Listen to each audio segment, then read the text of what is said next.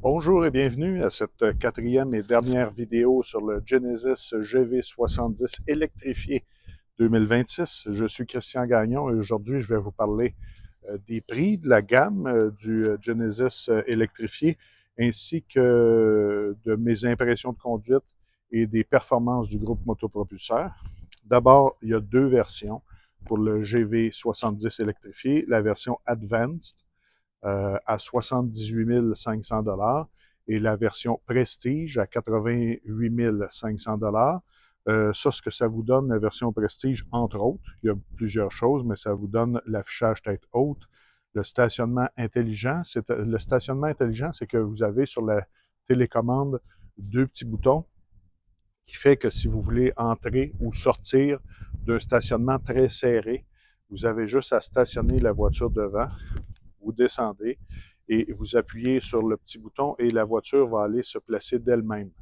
Alors, et sans accrocher ce qu'il y a de chaque côté, parce que si elle détecte un objet qui pourrait accrocher le véhicule, tout va arrêter. Alors, ça peut être utile en certains endroits, peut-être un stationnement intérieur où c'est plus serré, ça peut être utile. Il y a aussi, avec cette version Prestige, le système audio Bang Olufsen. Je peux noter que précédemment, c'était un système Lexicon, mais le Bang Olufsen a encore plus d'intérêt. C'est vraiment, le système audio est vraiment excellent. La sonorité est très bonne. Et dans cette version Prestige, vous avez également des sièges chauffants à l'arrière pour vos passagers arrière. Et d'ailleurs, il y a des sièges ventilés à l'avant et des sièges chauffants à l'avant. Alors, c'est vous qui décidez si les équipements supplémentaires valent 10 000 de plus. Il y a évidemment d'autres équipements, je ne vous les nommerai pas toutes, ça serait très long. Le véhicule que j'ai essayé cette semaine, j'ai fait la configuration sur le site de Genesis. On arrive à 88 618 Évidemment, le 118 de plus, c'est la taxe sur le climatiseur et la taxe sur les pneus. Et si on ajoute les taxes, ça fait tout près de 102 000 Alors, c'est sûr que c'est pas donné.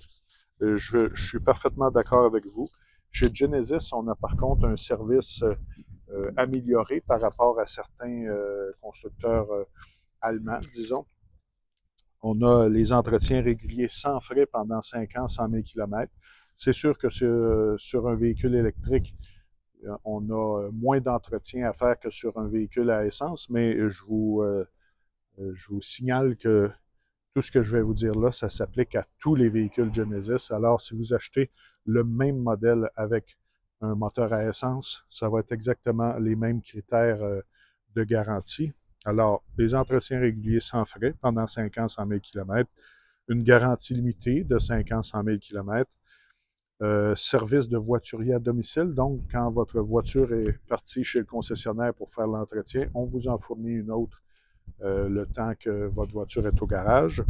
Mise à jour gratuite des cartes routières et multimédia.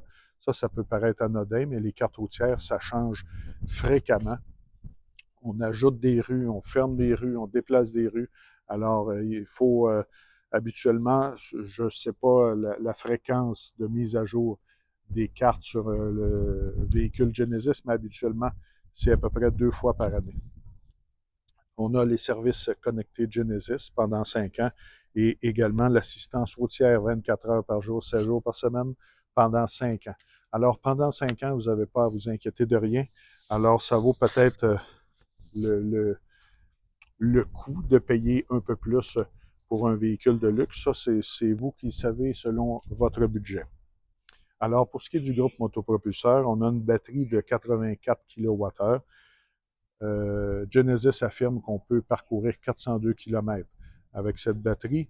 Moi, j'ai réussi à faire afficher à 100% 412 km d'autonomie. Alors, est-ce que je peux les faire? Je ne l'ai pas calculé, mais on affirme qu'on peut au moins en parcourir 402. Évidemment, c'est dans les meilleures conditions. En hiver, on ne fera pas ça. S'il pleut, s'il vente, ça va changer. Et c'est la même chose pour un véhicule à essence. C'est juste qu'on s'en aperçoit moins, mais ça fait les mêmes changements. En hiver, votre véhicule à essence prend plus d'essence pour parcourir la même distance. Alors, Ça, c'est pas différent, c'est juste que pour un véhicule électrique, on a encore une petite crainte de manquer d'autonomie. La puissance est de 429 chevaux, 416 livres-pieds de couple, mais vous vous souvenez peut-être, lors d'une de mes précédentes vidéos, il y a un petit bouton Boost sur le volant, et alors ça vous donne pendant 10 secondes 483 chevaux et 516 livres-pieds de couple. Alors, pour épater la galerie, vous pouvez vous servir du petit bouton Boost. Pour ce qui est de la recharge, je vais vous souligner qu'il n'y a pas de fil de recharge de 110 volts que vous pourriez brancher à la maison. Alors, si vous n'avez pas de borne ou si vous n'avez pas accès à une borne, que vous voulez recharger votre véhicule lentement sur une prise domestique de 110 volts, ben c'est pas possible avec le GV70 électrifié.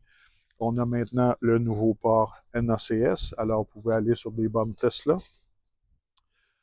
Sur une recharge niveau 2 de 10 à 100%, on affirme que ça prend 7 heures et 5 minutes. Je l'ai fait à une caisse populaire près de chez moi sur une borne de niveau 2 et ça a pris 12 heures pour passer de 20 à 100%. Alors là, peut-être le froid, peut-être fait que ça charge un peu moins vite, mais en tout cas, dites-vous que ça prend au moins une bonne nuit complète pour recharger le véhicule. Sur une borne de 50 kW, sur un niveau 3, de 10 à 80%, ça prendrait 73 minutes. Et sur une borne de 250 kW, ça prendrait 19 minutes. Mais pour trouver une borne de 250 kW, ben, il va falloir rouler un peu parce qu'il n'y en a pas encore beaucoup au Québec.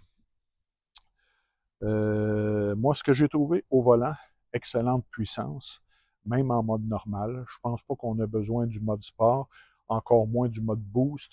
Quand on appuie sur l'accélérateur, c'est très puissant. On peut atteindre des vitesses illégales assez rapidement. C'est très silencieux sur la route. C'est probablement le véhicule le plus silencieux que moi j'ai essayé. On roule et on entend à peine le bruit des pneus. On n'entend pas du tout de bruit de la route. Alors, c'est vraiment l'insonorisation est très impressionnante. C'est confortable. Les sièges avant, à l'arrière, c'est un peu moins, mais à l'avant, c'est très confortable. On a beaucoup d'espace. Le siège du conducteur a aussi un petit repose-cuisse qui est ajustable électriquement. Ça, je vous l'ai montré dans la seconde vidéo.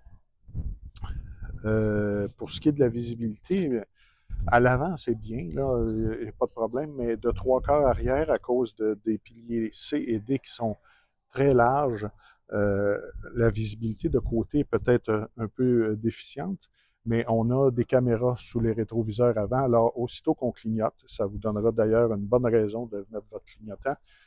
Lorsqu'on clignote, l'image apparaît dans l'écran devant nous, alors on voit l'angle mort. Alors ça peut aider à diminuer ce problème de pilier C et D, peut-être un peu trop large.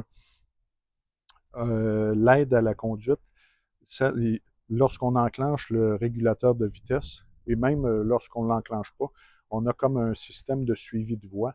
Et il est peut-être un peu sensible, là. Il veut vraiment qu'on reste au centre de la voie. Alors, si vous vous approchez d'une ligne, il essaie de nous ramener. Si on la dépasse, évidemment, ça vibre, là, mais si on fait juste être pas tout à fait dans la voie, ça essaie de nous ramener et ça devient désagréable comme conduite, là. Parce que le volant, on essaie toujours de combattre le système. Alors, ça peut être un peu désagréable, mais ça se désactive. Vous pouvez le désactiver et conduire sans ces aides-là, mais c'est un peu dommage d'avoir ces aides à la conduite et de ne pas pouvoir s'en servir. La direction est précise. La suspension n'est pas trop dure, même avec les pneus de 20 pouces, puisque je ne l'ai peut-être pas dit, mais la version Prestige a des pneus de 20 pouces. La version Advanced a des pneus de 19 pouces. Alors, habituellement, 20 pouces et plus, là, ça joue un peu sur le confort de suspension, mais pas dans ce cas-ci, c'est quand même agréable. L'espace pour derrière, pour les passagers derrière, peut-être pour les jambes, ça peut peut-être être un peu juste, mais en général, c'est dans la moyenne et l'espace de chargement est correct euh, pour ce type de véhicule. La seule chose aussi, précédemment, on avait un espace de rangement sous le capot Et avec la nouvelle mouture 2026, ben, l'espace sous le capot a disparu. Alors, c'est complètement fermé sous le capot. Il y a juste un petit endroit pour mettre du lave-glace, mais tout l'espace de rangement qu'il y avait sur le capot a disparu. Alors, c'est ce qui complète ma semaine d'essai du Genesis GV70 électrifié 2026. Je vous invite à venir voir dans quelques semaines sur autoopinion.ca le texte que je vais écrire avec plein de détails sur le véhicule. Je vous signale, c'est quand même exceptionnel, mais la semaine prochaine, je vais avoir le même véhicule en essai, mais avec le moteur 4 cylindres 2,5 litres turbo. Alors, ça va être intéressant de faire une comparaison entre les deux. En attendant, commentez, aimez, partagez et abonnez-vous à la chaîne, posez vos questions et on se revoit très bientôt pour le prochain essai.